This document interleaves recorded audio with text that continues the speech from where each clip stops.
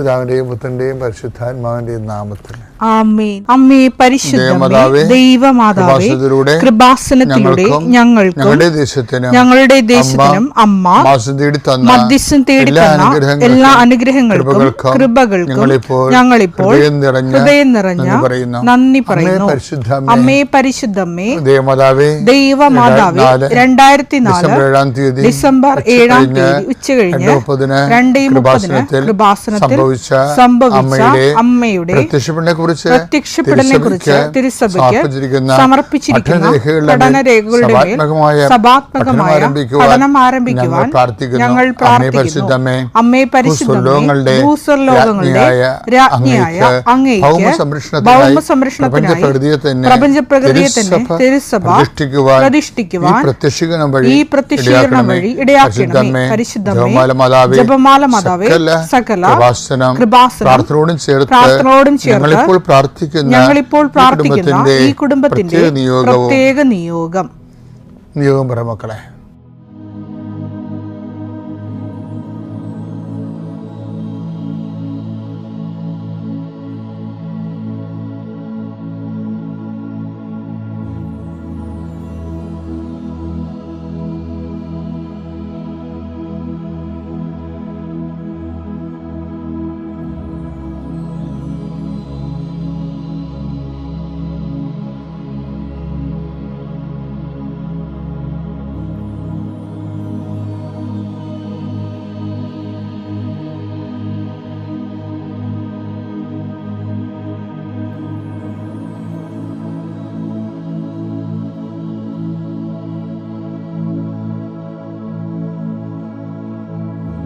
അമ്മയുടെ പ്രത്യക്ഷീകരണത്തിന്റെ ഈ അനുഗ്രഹവേളയിൽ ഞങ്ങൾക്ക് സാധിച്ചു തരുവാൻ കനിയണമേ. ആമേൻ. കർത്താവേ, നിന്റെ ഉന്നതമായ നാമത്തിന് സ്വസ്ഥം ചെയ്യും. കർത്താവേ, നിന്റെ വിശുദ്ധ പൗരോഹിത്യത്തെ മഹത്വപ്പെടുത്തണമേ. കർത്താവേ, സഭയിലുള്ള സാന്നിധ്യം പ്രകടമാക്കണമേ.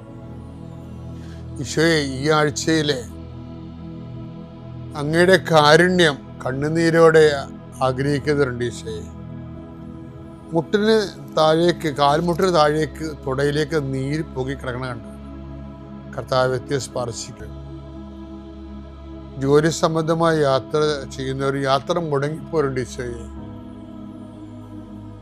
കാലുകൾ ഉദച്ചും വാഹന അപകടത്തിലും മരത്തിൽ നിന്ന് വീണും പലരും ഈ ദിവസങ്ങളിൽ അവരുടെ ഫോട്ടോയും കൂടെ എൻ്റെ അടുത്ത് വന്ന് അവരെല്ലാം ഞാനിപ്പോൾ ഓർത്ത് പ്രാർത്ഥിക്കണം. ഈശോയെ, ഈശോ, നിന്റെ തിരുമുറുപാർന്ന വലതുകരം, ആണിപ്പടുതാർന്ന അത്ഭുതകരം കിടപ്പ് രോഗികളുടെ മേൽ നീ നീട്ടണമെന്ന് പ്രാർത്ഥിക്കും. നീ പോകുന്നിടത്തെല്ലാം നിന്റെ കൂടെ ഞാനുണ്ടാകുന്ന നല്ല ചില കർത്താവേ, നിന്റെ ചൈതന്യം അവരിലേക്ക് ആവശ്യിക്കുകയും എൻ്റെ പ്രാർത്ഥനയിൽ ആശ്രയിച്ചിരുന്ന് പ്രാർത്ഥിക്കുമ്പോൾ എൻ്റെ കാര്യം അച്ഛൻ പറഞ്ഞില്ലല്ലോ എന്ന് ഓർത്ത് ഇപ്പം സങ്കടപ്പെടുന്നവരെ അവർ മനസ്സിൽ വിചാരിക്കുന്ന കാര്യത്തിൻ്റെ മേലെ മാതാവിൻ്റെ മധ്യസ്ഥത്തിൽ യേശു നാമത്തിലെ വിടുതൽ ലഭിക്കട്ടെ. പിതാവും പുത്രനും പരിശുദ്ധാത്മാവും നീക്കുവാമേ. വിശ്വാസ പ്രമാണം. സർവശക്തനായ പിതാവും ആകാശത്തിന്റെയും ഭൂമിയുടെയും സൃഷ്ടാവുമായ ദൈവത്തിൽ ഞാൻ വിശ്വസിക്കുന്നു. അവിടുത്തെ ഏകപുത്രനും ഞങ്ങളുടെ കർത്താവുമായ ഈശോ മിശിഹായിലും ഞാൻ വിശ്വസിക്കുന്നു. ഈ പുത്രൻ പരിശുദ്ധാത്മാവിനാൽ ഗർഭസ്ഥനായി കന്യകാമറിയത്തിൽ നിന്ന് പിറന്ന് പൊന്തിയോസ് പീലാത്തോസിന്റെ കാലത്ത് പീഡകൾ സഹിച്ച് കുരിശിൽ തറയ്ക്കപ്പെട്ട് മരിച്ച് അടക്കപ്പെട്ട് പാതാളങ്ങളിൽ ഇറങ്ങി മരിച്ചവരുടെ ഇടയിൽ നിന്ന് 3-ാം നാൾ ഉയർത്ത് സ്വർഗത്തിലേക്ക് എഴുന്നള്ളി സർവശക്തിയുള്ള പിതാവായ ദൈവത്തിന്റെ വലതുഭാഗത്തിരിക്കുന്നു. അവിടെ നിന്ന് ജീവിക്കുന്നവരെയും മരിച്ചവരെയും വിധിക്കുവാൻ വരുമെന്നും ഞാൻ വിശ്വസിക്കുന്നു. പരിശുദ്ധാത്മാവിലും ഞാൻ വിശ്വസിക്കുന്നു. വിശുദ്ധ കത്തോലിക്കാ സഭയിലും പുണ്യവാന്മാരുടെ ഐക്യത്തിലും പാപങ്ങളുടെ മോചനത്തിലും ശരീരത്തിന്റെ ഉയർപ്പിലും നിത്യമായ ജീവിതത്തിലും ഞാൻ വിശ്വസിക്കുന്നു. ആമേൻ. സ്വർഗ്ഗസ്ഥനായ ഞങ്ങളുടെ പിതാവേ, അങ്ങയുടെ നാമം പൂജിതമാകണമേ. അങ്ങയുടെ രാജ്യം വരണമേ. അങ്ങയുടെ തിരുമനസ് സ്വർഗത്തിലെ പോലെ ഭൂമിയിലും ആകണമേ. അന്നു വേണ്ടുന്ന ആഹാരം ഇന്ന് ഞങ്ങൾക്ക് തരണമേ. ഞങ്ങളോട് തെറ്റ് ചെയ്യുന്നവരോട് ഞങ്ങൾ ക്ഷമിക്കുന്നത് പോലെ ഞങ്ങളുടെ തെറ്റുകൾ ഞങ്ങളോടും ക്ഷമിക്കണമേ. ഞങ്ങളെ പ്രലോഭനത്തിൽ ഉൾപ്പെടുത്തരുതേ, തിന്മയിൽ ഞങ്ങൾ രക്ഷിക്കണമേ. ആമേൻ. നന്മ തെളിഞ്ഞു മറിയമേ, സ്വസ്തി. കർത്താവ് അങ്ങയുടെ കൂടെ സ്ത്രീകളിൽ അങ്ങ് അനുഗ്രഹിക്കപ്പെട്ടവളാകുന്നു. അങ്ങയുടെ ഉദരത്തിൻ ഫലമായി ഈശോ അനുഗ്രഹിക്കപ്പെട്ടവനാകുന്നു. പരിശുദ്ധ മറിയമേ, തമ്പുരാന്റെ അമ്മേ, പാപികളായ ഞങ്ങൾക്ക് വേണ്ടി ഇപ്പോഴും ഞങ്ങളുടെ മരണസമയത്തും തമ്പുരാനോട് അപേക്ഷിക്കണമേ. ആമേൻ. ഇവിടെ ഞാൻ ആദ്യമായിട്ട് ക്ലാസ് എടുക്കണത്, സെമിനാറിന് ക്ലാസ് എടുക്കണത് 1984. അന്ന് അച്ഛനായിട്ടില്ല, ബ്രദറാണ്. അപ്പോൾ എൻ്റെ ഇടവകയിൽ വികാരി ഫാദർ രാജൻ മേനംകാട്ടെന്നും പറഞ്ഞൊരു അച്ഛനുണ്ടായിരുന്നു. അച്ഛൻ ഈ ലിറ്റിൽ വേ അസോസിയേഷൻ്റെ സംഘടനയുടെ ഡയസിഷൻ ഡയറക്ടറാണ്. അപ്പോൾ ലിറ്റിൽ വേ അസോസിയേഷൻ എന്ന് പറഞ്ഞാൽ കൊച്ചുരേസ്യയുടെ കുറുക്ക് വഴികൾ, ചെറിയ വഴികളിലൂടെ സുവിശേഷ കൈമാറ്റവും ക്രിസ്തുവിനെ കൊടുക്കുക, അങ്ങനെയുള്ള സുവിശേഷയുടെ ആത്മീയതയിൽ അധിഷ്ഠാനപ്പെട്ടവരാണ് ആരാണ് ലിറ്റിൽ വേ എന്ന് പറയുന്നത്. അപ്പോൾ അവർക്ക് ഇങ്ങനെ മാസം മാസം ക്ലാസ്സുകളൊക്കെ ഉണ്ടാകും. ഒരു ദിവസം സെമിനാരിൽ വന്നപ്പോൾ ഈ രാജനച്ഛനോട് പറഞ്ഞ്, എടാ ജോസ്പ, ഒരു സെമിനാർ നോക്കണം എന്ന് ചോദിക്കും. പുള്ളി ഭയങ്കര സ്നേഹത്തോടെ ഭയങ്കര സ്പീഡോടെ പറയുന്ന കൊച്ചു സ്റ്റൈൽ വർത്തമാനക്കാരനാണ്. അപ്പോൾ ഞാൻ പറഞ്ഞു, ഞാൻ വരാച്ചാന്ന് പറഞ്ഞു. അപ്പം ഞാൻ ഈ സെമിനാരിൽ പഠിക്കണ കാലമല്ലേ, അപ്പം ഈ യൂത്തിനോട് എന്നാ പറയാനാ. അപ്പം അന്ന് ഒരു വാർത്ത വന്ന് 84 പത്രത്തിൽ മണിപ്പൂർ മുഖ്യൻ വെടിയേറ്റ് മരിച്ചു. അപ്പോൾ അക്കാലങ്ങളിലും ഇക്കാലങ്ങളിലും മണിപ്പൂർ എപ്പോഴും ആൾക്കാർ തമ്മിൽ വെടിവെക്കുന്ന സ്ഥലമാണ്. ഈ മണിപ്പൂർ ഇപ്പം തുടങ്ങിയൊന്നുമല്ലേ, എത്രയോ വർഷമായിട്ടാണ് ആ സംഭവം ഈ ഓരോരോ ഗോത്രക്കാർ തമ്മിൽ വെടിവെക്കുന്നത്. ആരും പരിക്കാൻ അനുവദിക്കത്തില്ല. അപ്പം ഞാൻ ആ പത്രം നോക്കിയപ്പോൾ ആ പത്രത്തിൻ്റെ ആ ഒരു പേജിൽ തന്നെ 2-3 കൊലപാതകങ്ങളും കുറ്റകൃത്യങ്ങളും ഒക്കെ ഉണ്ടായി. ഇന്നത്തെ പോലെ വലിയ ബോംബൊന്നുമില്ല അന്ന്. മനുഷ്യ ബോംബും അങ്ങനെയുള്ള കാര്യങ്ങളില്ല. 84 ചെറുകിട പരിപാടികളൊക്കെയാണ് ഉള്ളത്. വെട്ടും കുത്തും. പക്ഷേ പത്രക്കാർ കൊണ്ടുവന്ന് ഫ്രണ്ട് പേജിലൊക്കെ ഇടും. അപ്പോൾ നാട്ടിലെ കുറ്റകൃത്യങ്ങൾ നടക്കുന്നു, കുറ്റവാസനയുള്ളവരുടെ എണ്ണം പെരുകുന്നു എന്നുള്ളൊരു ഇംപ്രഷൻ നമുക്ക് തോന്നും. അപ്പോൾ ഇത് ഈ പത്രത്തിന് മുഖപ്പേജ്, ഫ്രണ്ട് പേജ് അവിടെ ബോർഡെ കൊണ്ടുപോയി പറ്റിച്ച് വെക്കണം. അന്ന് ബോർഡൊക്കെ ഉള്ളു, ഇന്നത്തെ പോലെയുള്ള പ്രൊജക്ഷനും കാര്യങ്ങളൊന്നുമില്ല. എന്നിട്ട് എൻ്റെ മനസ്സിൽ വന്നത്, ആ കാലങ്ങളിൽ വേറൊരു മാഗസിൻ ഇറങ്ങുമായിരുന്നു. കുറേ മാഗസിൻ നിന്ന് പോയായിരുന്നേ. പണ്ട് സാംസ്കാരിക കേരളം ഇപ്പം അല്പം ശുഷ്കമാണെന്ന് വേണേൽ പറയാം. പണ്ട് കുറേ നല്ല സാംസ്കാരിക സാമൂഹിക ക്രിട്ടിക്കൽ പല മാഗസിനുകളുണ്ടായിരുന്നു. ആൾക്കാർ വായിക്കുകയും ചെയ്യുമായിരുന്നു. ഇപ്പം അത്തരം വായനകളെല്ലാം മാറിയതിന് ശേഷം നമ്മൾ മൊബൈലിലുള്ള ന്യൂസുകളാണ്, അത് പലതും മുക്കാലും നെഗറ്റീവ് ന്യൂസുകളാണ് ഇപ്പോൾ ഉള്ളത്. നെഗറ്റീവ് ന്യൂസുകൾ നമ്മളൊക്കെ ഒരു ന്യൂസ് ആൾക്കാർ വായിക്കണമെങ്കിൽ അത് കുറഞ്ഞ പക്ഷേ 60% നെഗറ്റീവായാൽ മാത്രമേ ആൾക്കാർക്ക് വായിക്കാനൊരു ഇൻട്രസ്റ്റ് തോന്നത്തുള്ളൂ. അങ്ങനെ രീതിയിലേക്ക് നമ്മുടെ മനസ്സല്പം രോഗം പിടിക്കുകയോ രോഗം പിടിപ്പിക്കുകയോ ചെയ്തിട്ടുണ്ട് ഇപ്പോൾ ഈ കാലഘട്ടത്തിൽ. അപ്പോൾ ഈ കാലത്തിൻ്റെ പ്രത്യേകതയാണത്. അപ്പോൾ അന്ന് സൈക്കോളജി എന്നും പറഞ്ഞൊരു മാസിക ഉണ്ടായിരുന്നു, മനഃശാസ്ത്രം. അപ്പം ഞാൻ എൻ്റെ ചെറുപ്പകാലമായ കാരണം ഈ മനഃശാസ്ത്രം മാസികയെല്ലാം തേടിപ്പിടിച്ച് വായിക്കുന്ന ഒരു സ്വഭാവം ഉണ്ടായിരുന്നു. അതിൻ്റെ അകത്ത് ഒരു ആർട്ടിക്കിൾ എന്നെ ഈ മണിപ്പൂർ മുഖ്യം വെടിയേറ്റ് മരിച്ച ആ ന്യൂസ് വായിച്ചപ്പോൾ എൻ്റെ മനസ്സിൽ വന്നത് ഒരു കുറ്റവാളികൾ ഉണ്ടാകുന്നതിനെക്കുറിച്ച് നമ്മൾ ഈ മനഃശാസ്ത്ര മാസിക അന്ന് വന്ന ലേഖനമാണ്. അതിൻ്റെ അകത്തുള്ള പ്രധാനപ്പെട്ട വിഷയത്തിൽ അവർ മുന്നോട്ട് വെക്കുന്ന ആശയം ഇതാണ്. എന്താണ്? ആരും കുറ്റവാളികളായി ജനിക്കുന്നില്ല, സാഹചര്യം അവരെ കുറ്റവാളികളാക്കുകയാണ്, സമൂഹമാണ് ഉത്തരവാദി. അന്നത്തെ നാടകങ്ങളൊക്കെ കണ്ടു കഴിഞ്ഞാലും സിനിമ കണ്ടാലും ഈ തീം വളരെ ശക്തമാണ്. അതിനെ സപ്പോർട്ട് ചെയ്യാൻ വേണ്ടി ആണ് ഈ മാസികകളോ ആ രീതിയിലാണ് ചിന്തിക്കുന്നത്. അതായത് ആരും കുറ്റവാളികളായിട്ട് ജനിക്കുന്നില്ല, മനുഷ്യൻ സാഹചര്യം അവരെ കുറ്റവാളികളാക്കുകയാണ്, അല്ലെങ്കിൽ കുറ്റവാളികൾ ആക്കപ്പെടുകയാണ് ചെയ്യണമെന്നുള്ള ഒരു സ്റ്റേറ്റ്മെൻറ്റ്.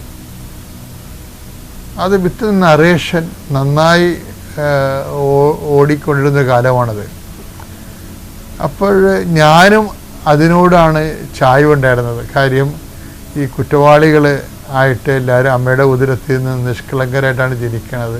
അപ്പം അതിനൊക്കെ കുറേ സൈക്കോളജിസ്റ്റിൻ്റെ കോട്ടിങ്സൊക്കെ ഉണ്ടാവും, അതൊക്കെ പറയും നമ്മൾ, അതിലേക്ക് നയിക്കണം. എന്നിട്ട് അതാണ് ക്ലാസ്. അപ്പോൾ ആ ഒരു സ്റ്റാറ്റസിൽ തന്നെയാണ് കുറേ നാളുകൾ ജീവിച്ചത്. കാരണം കുറ്റവാളികളായിട്ട് ആരും ജനിക്കണില്ല, സാഹചര്യവും സമൂഹവും അവരെ കുറ്റവാളികളാക്കുകയാണ്, ആ കുറ്റവാളികളുടെ ഉത്തരവാദിത്വം സമൂഹത്തിൻ്റെതാണ് എന്ന് ഒക്കെ ഉള്ള ഒരു നിരീക്ഷണവും നരേഷനും. പക്ഷെ ഞാൻ ഒരു കാലത്ത് ഈ വേദപുസ്തകം എന്നെ വല്ലാത്ത രീതിയിൽ ഒരു യൂട്ടേൺ എടുപ്പിച്ചു ഈ വിഷയത്തിൽ. വേദപുസ്തകത്തിൻ്റെ ഒരു അനുഭവം എന്ന് പറയുന്നത് സാഹചര്യം ആണ് കുറ്റവാളികളെ സൃഷ്ടിക്കുന്നതെന്ന് പറയുന്ന മനുഷ്യൻ്റെ സാമൂഹ്യമായിട്ടുള്ള ഒരു സമീപനത്തിൻ്റെ അപ്പുറത്ത് അതിന് ആ ഒഴുക്കിനെതിരെ നീന്തണതാണ് വേദപുസ്തകത്തിൻ്റെ പ്രത്യേകത. വേദപുസ്തകം പറയണത് സാഹചര്യം എന്ന് പറയണത് പോലും നമ്മൾ സൃഷ്ടിക്കുന്നതാണെന്നാണ് പറയണത്. സാഹചര്യം മനുഷ്യനെ സൃഷ്ടിക്കുകയല്ല, മനുഷ്യൻ സാഹചര്യത്തെ സൃഷ്ടിക്കുകയാണ്. അത് വല്ലാത്ത ഒരു വെളിപാടാണ്. ഈ പൗലോസിൻ്റെ നിരീക്ഷണമാണത്. സാഹചര്യം മനുഷ്യനെ സൃഷ്ടിക്കുകയല്ല, മനുഷ്യൻ സാഹചര്യത്തെ സൃഷ്ടിക്കുകയാണ്. കാരണം ദൈവം നിറയുന്നൊരു മനുഷ്യൻ, ദൈവം എടുത്ത് ഉപയോഗിക്കുന്നൊരു മനുഷ്യൻ, ദൈവത്തിൻ്റെ ഒരു ടൂളായ മനുഷ്യൻ, അവൻ ദൈവസ്നേഹത്താൽ സാഹചര്യങ്ങളെ സൃഷ്ടിക്കും, അല്ല സൃഷ്ടിക്കണം എന്ന കാഴ്ചപ്പാടാണ് പൗലോസിൻ്റെ വേർപാട് ഈ ഫെയർവെൽ സ്പീച്ചിലുള്ളത്. അത് പൗലോസിൻ്റെ ഫെയർവെൽ സ്പീച്ച് മനോഹരമാണ്. അപ്പം നമുക്ക് ഇന്നും നാളെയൊക്കെ നമ്മുടെ പൗലോസിൻ്റെ ഫെയർവെൽ സ്പീച്ചിൻ്റെ ഇടിവെട്ട് സന്ദേശങ്ങളെയാണ് എടുക്കുന്നത്. 2 തിമോത്തി 4:6 ഞാൻ ബലിയായി അർപ്പിക്കപ്പെടേണ്ട സമയം ആസന്നമായിരിക്കുന്നു. ബലിയായി അർപ്പിക്കപ്പെടേണ്ട സമയം ആസന്നമായിരിക്കുന്നു. എന്റെ വേർപാടിന്റെ സമയം സമാഗതമായി. എന്റെ വേർപാടിന്റെ സമയം സമാഗതമായി. ഞാൻ നന്നായി പൊരുതി എന്റെ ഓട്ടം പൂർത്തിയാക്കി വിശ്വാസം കാത്തു. അപ്പൊ ഇതിൻ്റെ അകത്ത് വരുന്നതിന്റെ 2 തിമോത്തി 4:2 വായിച്ചേ. വചനം പ്രസംഗിക്കുക. അതാണ് തിമോത്തി കൊടുക്കുന്ന ഫെയർവെൽ ഓപ്ഷനാണ്. അദ്ദേഹം പിരിഞ്ഞു പോവുകയാണ്. പിരിഞ്ഞു പോകുമ്പോൾ പൗലോസ് ഈ തിമോത്തിയസിൻ്റെ പ്രത്യേകം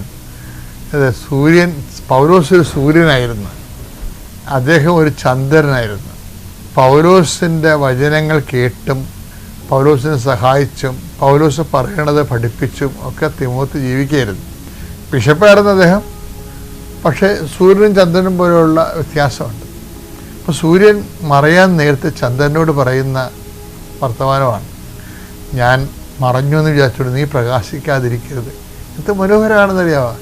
ഞാൻ മറഞ്ഞു എന്ന് വിചാരിച്ചുകൊണ്ട്, പൗലോസ് എന്ന സൂര്യൻ മറഞ്ഞു എന്ന് വിചാരിച്ചുകൊണ്ട് തിമോത്തി എന്ന ചന്ദ്രൻ പ്രകാശിക്കാതിരിക്കരുത്. നീ കർത്താവിൽ നിന്ന് നേരിട്ട് പ്രകാശം സ്വീകരിച്ച് മറ്റൊരു സൂര്യനാകുന്നൊരു സമയമാണിത്. ഫെയർവെല്ലിൽ പറയണതാണത്.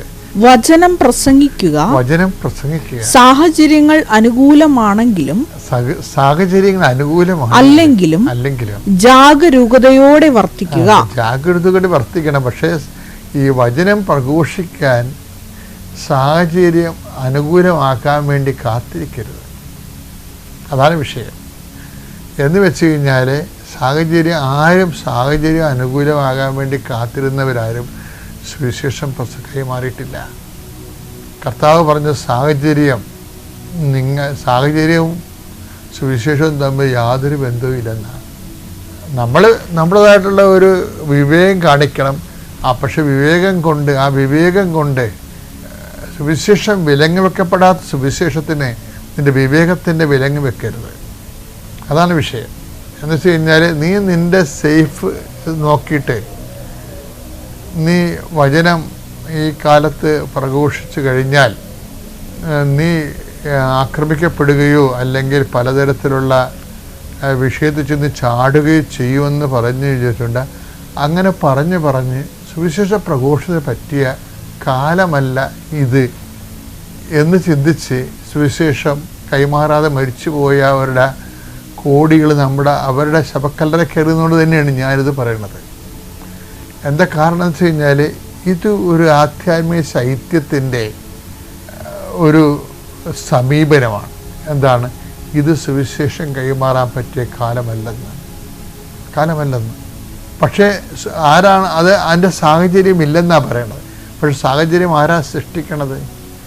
നീ ദൈവത്തിൻ്റെ സ്നേഹത്തിൽ നിറഞ്ഞു കഴിയുമ്പോൾ ദൈവത്തിൻ്റെ സ്നേഹത്തിൽ നിറഞ്ഞ അഭിഷിക്തനാണ്.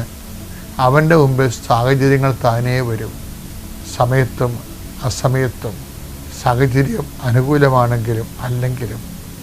ഇപ്പം സാഹചര്യമല്ല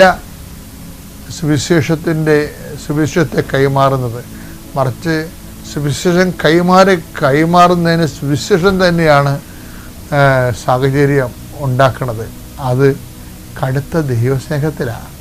കാര്യം പൗലോസ് പിരിഞ്ഞു പോകുമ്പോഴും ചിലരൊക്കെ പറയുവേ, ആദിമസഭയിലൊക്കെ അങ്ങനെയൊക്കെ നടക്കുമായിരുന്നു, ഇപ്പോഴെന്നും പറഞ്ഞ് അതൊക്കെ നടക്കുക. അതാണ് സംഭവം. അവർ പാതെറുക്കുകയാണ്. ശരിക്കും അവർ തെറുത്തിട്ട് അതിൻ്റെ അകത്ത് ചുരുണ്ടുകൂടി കിടന്ന് സുഖസുക്ഷുപ്തിയിലങ്ങ് മരിച്ചു പോകും. അത്രയേ ഉള്ളൂ. അപ്പോൾ ഇങ്ങനെ ചിന്തിക്കുന്ന ആൾ തന്നെ, അത് തന്നെയല്ല ഈ why should we promote Jesus എന്ന് പോലും ചോദിക്കുന്ന ഭയങ്കര സാധാന്യമായിട്ടുള്ള ശക്തി അവശേഷിച്ചിട്ടുള്ള ചിന്തകന്മാർ വരെ സഭയുടെ ഉള്ളിലുണ്ട്. Why should we promote? അതായത് അവർ ചിലർ ഏകരക്ഷകൻ എന്നുള്ള കോൺസെപ്റ്റ് വരെ ആക്രമിക്കും. അങ്ങനെ നമുക്ക് പറയേണ്ട കാര്യം ഉണ്ടോ എന്നൊക്കെ ചോദിക്കും. എന്തിനാണ്? ഇവർക്ക് എല്ലാവരുടെയും തോളെ കൈയിടണം, കോംപ്രമൈസ് ചെയ്യണം, ഒത്തുതീർപ്പുണ്ടാക്കണം. ആ ഒത്തുതീർപ്പിലൂടെ ജീസസിനെ ഇവർ സൈഡ് ചെയ്യും. ഇന്ന് കാണാതിരിക്കണം, നോക്കിയാൽ മതി. ഒത്തുതീർപ്പിലൂടെ ജീസസിനെ അവർ സൈഡ് ചെയ്യുകയും അവർ മിഷണറി ആകുന്നവർ ആക്ടിവിസ്റ്റുകളായി മാറുകയും ചെയ്യുന്നു. ആ ഒരു അപകടമാണിത്.